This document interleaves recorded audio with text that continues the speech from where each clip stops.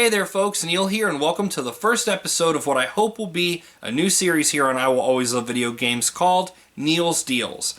And what I want Neil's Deals to be is basically what IWALVG Finds used to be. For those of you who've been subscribed for a long time, you'll know that IWALVG Finds started out as a simple pickup show. Every week, I'd get in front of the camera with a stack of games and other items, and I'd talk about where I got them and how much I paid. And around episode 33, 32, I decided I didn't want to do that anymore. I wanted to make the series bigger. So I grabbed my camera, grabbed my phone, and actually filmed myself out while I was game hunting at local Goodwills, pawn shops, flea markets, what have you. And while that made for much more entertaining content, there was only one major problem. Sometimes there are places where I just can't film. Maybe there's too much security around, or they have the games in a certain place where I can't really be filming, I could get in trouble, or I don't have my camera, or my phone is dead, or the storage on my phone is full. So you guys have been missing out on a lot of deals simply because I couldn't film them. So what I want to do with this series is this.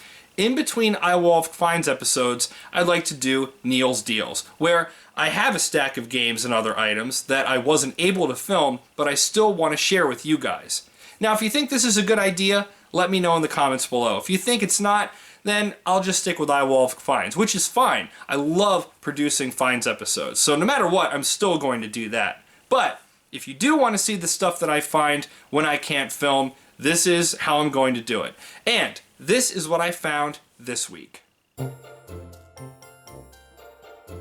First off, I have some soundtrack CDs that I got at Goodwill for $1 a piece, including some stuff that I had never seen before, including this. This is Home Alone Christmas, and no, this is not the Home Alone soundtrack. This is actually a 12-track compilation disc that includes music from Home Alone and Home Alone 2, and it says that on the back. There's some good stuff on here. You got Alan Jackson, John Williams, TLC, Tom Petty and the Heartbreakers, and it's got Macaulay on there doing the face, so it was worth grabbing.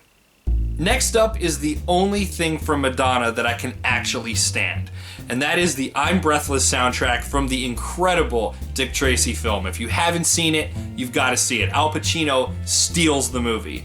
And the soundtrack's not that bad. It's got Sooner or Later, it's got Back in Business, great songs, great movie, worth it for $1.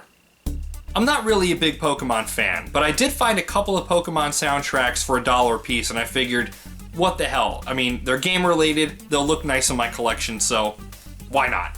I ended up grabbing the soundtracks for Pokemon the first movie, featuring NSYNC and Vitamin C, yeah.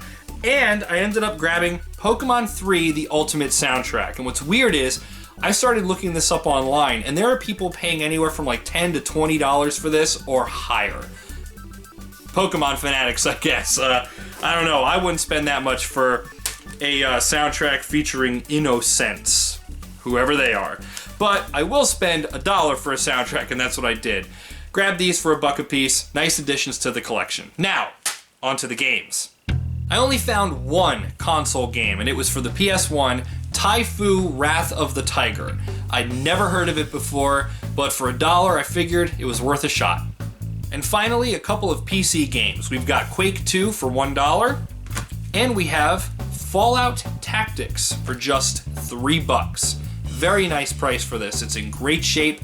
I'm not a big Fallout guy, but I know several people who are, and this is going to make some excellent trade bait. Alright you guys, I have a confession to make. I have a new favorite pastime, and it's catching GameStop slipping. And it's happening a lot at both locations close to me. They are frequently mispricing items. As a matter of fact, behind me you'll see Marvel Ultimate Alliance Special Edition for the 360. It's normally like $50. I got it for $10 because they priced it as if it were the standard edition. Both discs are in there. I couldn't believe it when I grabbed it. And again, it's been happening frequently. So I love going into my local GameStops every week, at least once a week, and checking all their bargain price titles, $2.99 to $6.99, to see if they're slipping. And they're definitely slipping more and more frequently. Starting off with this. I didn't know there was a Steelbook edition of this game. It's not a great game, and it's certainly not rare, but I did not know there was a Steelbook. Both discs are in here. It's in magnificent shape. Clive Barker's Jericho. This was $2.99. Again, not a rare game, but $3 for a steelbook? There was no way I was passing it up. You know what else they priced at $2.99? Rhythm Heaven Fever. What did they think this was the DS game and they priced it that way? This is like a $15 title. $2.99, great price, great game. I always tell people when they're out game hunting that if they come across something they've never seen before, go ahead and grab it because it could be rare. That's not always the case, but it's worth a shot if the price is right. This wasn't the case. This is not a rare game, but it was still a good price. Flip's Twisted World for the Wii. $5, and it looks like an interesting title. Another $5 game was Two Worlds 2, which is vastly superior to the first title. It's complete, it's a good price for the game. And finally, I did catch GameStop slipping at least once this week.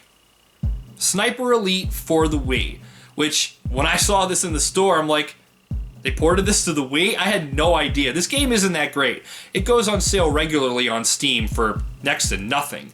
The rest of the series is pretty good, 3 especially, but this, not so much.